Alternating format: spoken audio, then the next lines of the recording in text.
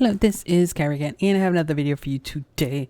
Today I will be doing a review of Ivy and the Inky Butterfly. I talked about this book in the past because I basically was like, this isn't really a book that I would have gone out and purchased, but it was provided by the publisher. I finally got in touch with them. I mentioned that I had a hard time getting in touch with the right office or whatever. So I do appreciate them sending it to me because this is totally not a book that I would have bought for reasons that we will go into. But I thought that some of you guys might like it because I know a lot of people do like the double-sided book and do like the the words in the books. So let's get started. All right, so this book is large. It is 8.5 by 10 inches, and it is in fact double-sided and non-perforated pages. And I talked in the past about how I feel about that, and some people took it a little bit way too personally. My point at the time, and still remains, is not so much that every book should be single-sided and perforated, but rather that this came along with a letter that talked about all the praise and the number of copies she sold. Oh, look at this. And the art is very much her style. Now, what's new in this book is that there's a character here, and there's a girl and a boy character, I think, later on.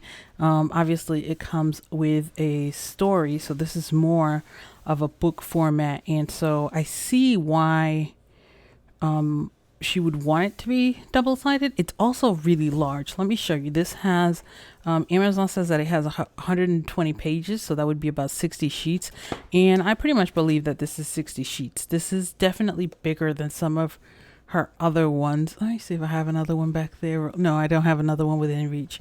But I think this is bigger than some of her other ones. So there's a lot here. There's a story that she wrote herself, and I'm sure that you guys have seen it. The art in this one is so different than the other stuff that she's done because a lot of it takes place indoors, and I love this sort of whimsical kind of art. It made me really want a book like that was sort of in a similar style, that was more like indoor sort of curiosities kind of a thing. But anyway, as I was saying, this book is 8.5 by 10 inches, and my issue at the time, and remains, like a picture like this. By the way, I'm sure it's explained in the story, but you guys know me, I didn't read the story. There's a couple, this butterfly gets repeated, and I'm sure that that's part of the story, but I thought that was interesting. It gets repeated later on, but and I believe this uses the same paper that was used in Magical Jungle, or at least it feels like it's the same. It might be slightly thicker than that, but it's a really very nice high quality paper, and it does come with a test page. So anyway, because it's 60 pages, because it's 120 pages, I sort of understand. Or at least that's what Amazon says.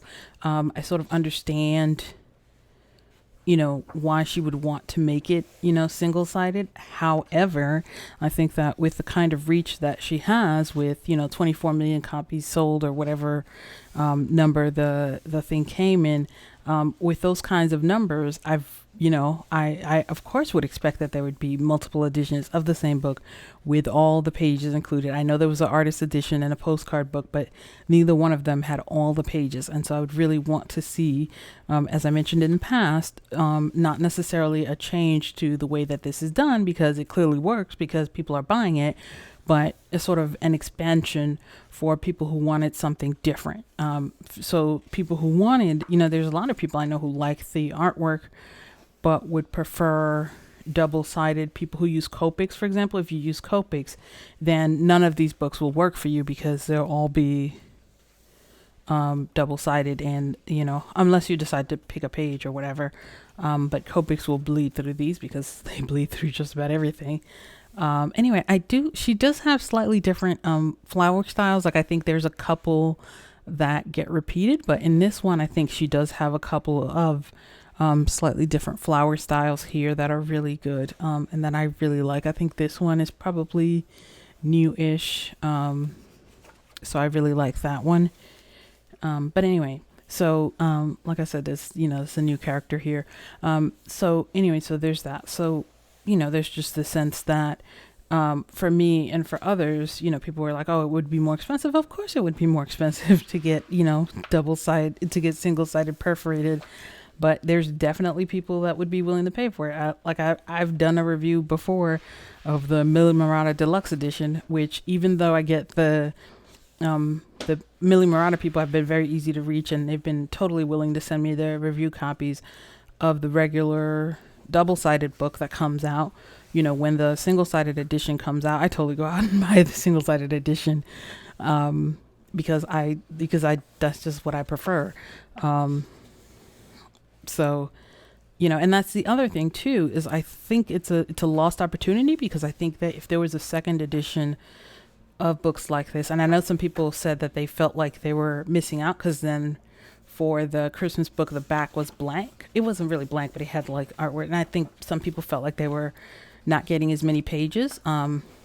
That's why, it's totally within reason to do, a second edition with all the pages that just cost more money, and that has a little bit of those upgraded features. The Millie Murata Deluxe Edition, it comes with, the paper is actually slightly thicker, and then it comes with some other special features.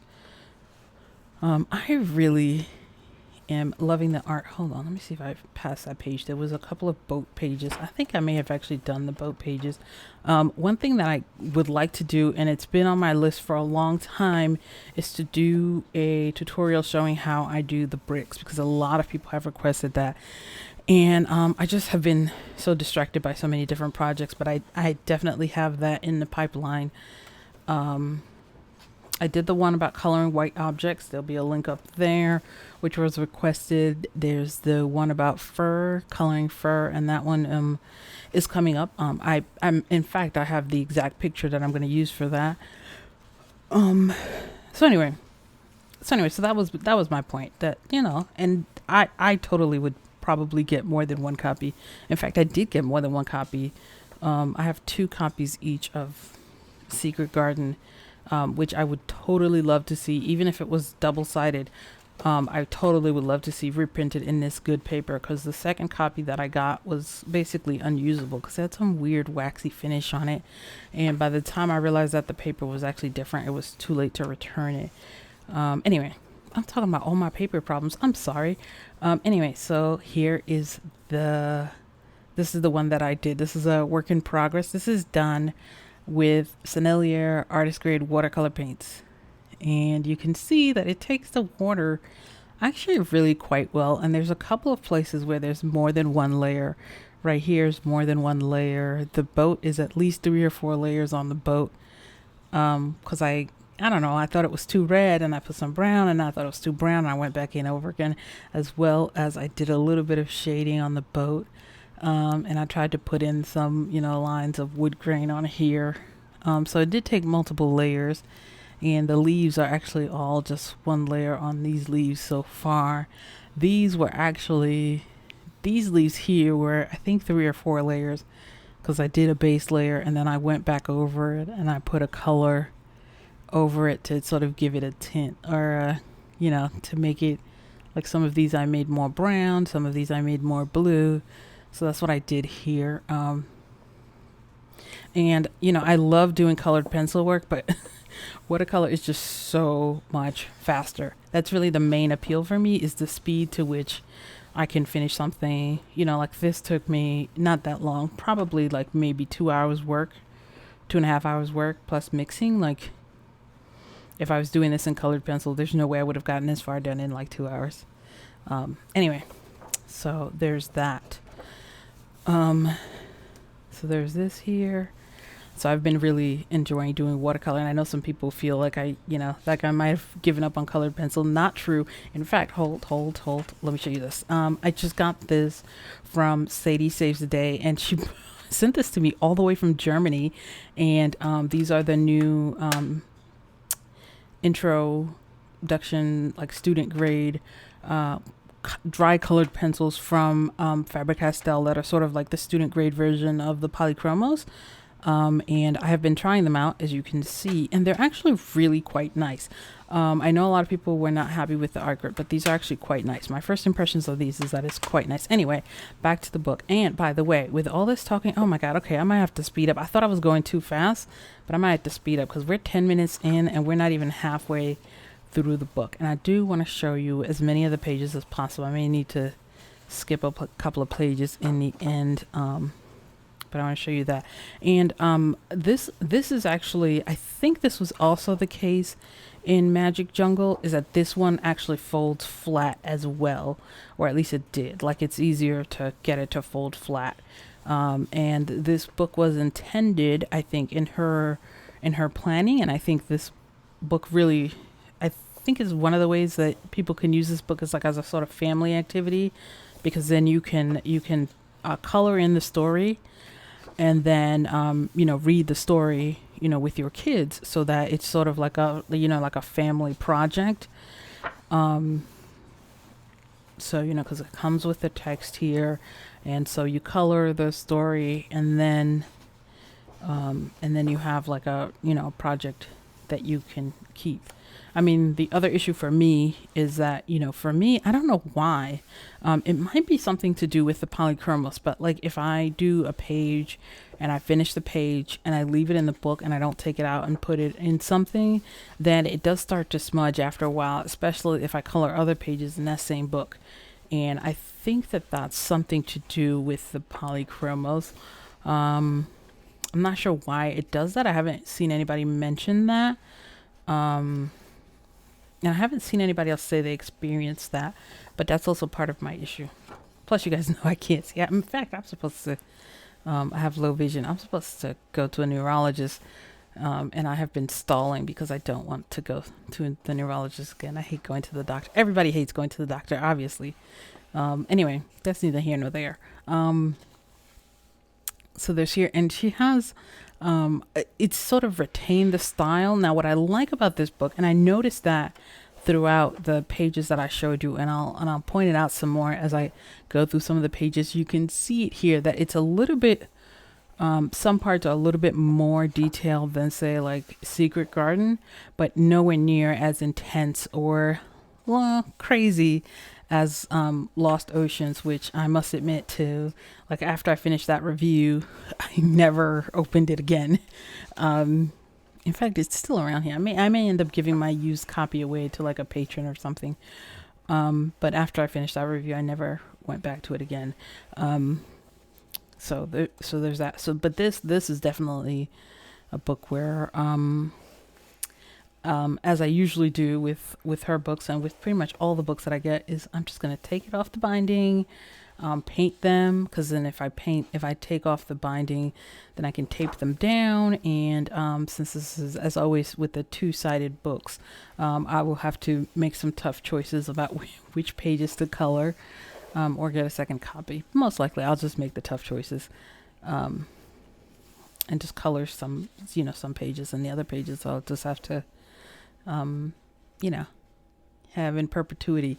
She also has more gems in this one too. There's like gems and coins, and I'm sure that's part of the story, because I think it's like a little adventure story, but I like the slightly different topic, and the fact that it's slightly different art. Now this is a Return to the Dragon. I really love that dragon in Enchanted Forest. If that one was reprinted in this paper, I would be so happy, because that paper that I got, the second copy that I got, was such a mess. Anyway, that's, oh my God, this is neither here nor there. I love the little cup, the Holy Grail. I got an audiobook. By the way, I have an Audible referral link that I never use. I never put in the videos, and there was a reason why, and I don't remember. But anyway, what I meant to say was, I got this audiobook because I have an Audible membership on King Arthur. As a matter of fact, it was more than one, and it was like 19 hours long, and it was this academic treatise on the history of King Arthur, and it was actually really good. It was one of those great courses. So I do that a lot when I'm coloring, is I'll listen to the great courses. So this is a nice little heart. It looks a little bit different than some of her other hearts.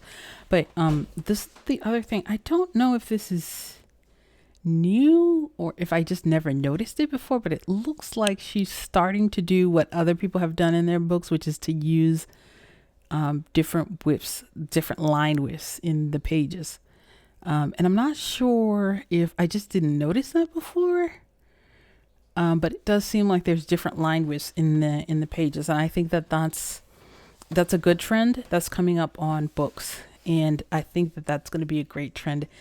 It does help to add a little bit of depth without distracting too much from whatever you want to set up. I just now noticed the shape here. These two shapes. Here, this one is really cool. Hold on, let me see if the one behind it is also okay. Great, the one behind it has words, so this one is probably one of the ones that I'll do. I do a lot of that with her books, just like if I like a page, just like making sure that the one behind it doesn't also have something good, because then I don't have to choose. And you guys know me. You guys know I hate having to choose. The other thing too is I'll put the price information, but from when I saw the price, this is actually really good value, because then there's so much to color here. But then this also makes me think that a hardcover edition would have been nice too, because if this is a book that you want to save with your family, then a hardcover edition probably would have been nice, even if it's double-sided. Although I definitely would prefer single-sided hardcover editions, because those you really can't remove the binding on those. I mean, you could, but why would you pay extra for a hardcover edition and then remove the binding? That's extra even for me, although I do tend to be extra. And it is, I like this. Is this a ladybug? Is that a ladybug? Oh no, it's a little gemstone. See, it looks like kind of a ladybug a little bit from afar. Anyway, I may do that one in ladybug color. Hold on, before I decide how I'm going to do it, I got to check the back page. Great. Making sure that that it's quote unquote usable, even though they're all usable. I mean, it's just me being extra, which if you guys follow the channel, you guys know that I am extra all the time. And the end, and like I said, it's a really big book. There's a lot of content here. There's a lot of pages. There's also the cover, which she's done in some of the other ones. The test page. I knew there was a reason why I was going all the way. So there is a test page in this one, which I think some of the early ones did not have a test page. Secret Garden and Enchanted Forest, I think, didn't come with a test page. But as you can see, you can totally... this is the only reason I labeled that it's polychromos is that you can totally layer. You can see all the layering that I did with pencil. And I think that's about it. Oh, let me see if this is all right. This is just a fine brush pen. This is a fine pen, but I'm gonna try to see if I can do this, just because I think, if I remember this paper correctly, I think this paper is okay with water-based pens. It's just like the Copics that it doesn't work well with. Yep, that's fine. And that was a lot of going back and forth. That's fine with that water-based pen. That's the Faber-Castell Pitt pens. And the other thing that I meant to do is I really want to do a multimedia video at some point, because I did a colored pen. Oh no, I didn't do the colored pencil video yet, but I did a watercolor 101 and I did a colored pencil 101. Anyway, okay, I have been going on for 20 minutes straight. Okay, I apologize. I'm so crazy. Thank you guys so much for watching and staying all the way to the end. If you are a supporter over on Patreon, thank you so much. If you are not, consider going over to Patreon or to my Amazon wish list, or using the Amazon or Jackson's Art referral links. These videos do cost both time and money to produce. So I appreciate any support that you can give. However, if you just like the video and you have some kind of comment, and let me know down in the comments, because to me the best thing is hearing from you guys. And I love to hear you guys what you guys think. So thank you guys again, and I will see you guys next time. Oh, and by the way, this time it's going to be a video of Bella. So video of Bella coming up, and then I'll see you guys next time. Bye. Hey Bella, are you in Stewie's box?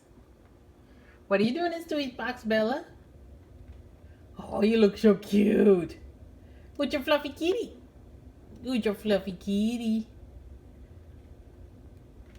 Oh,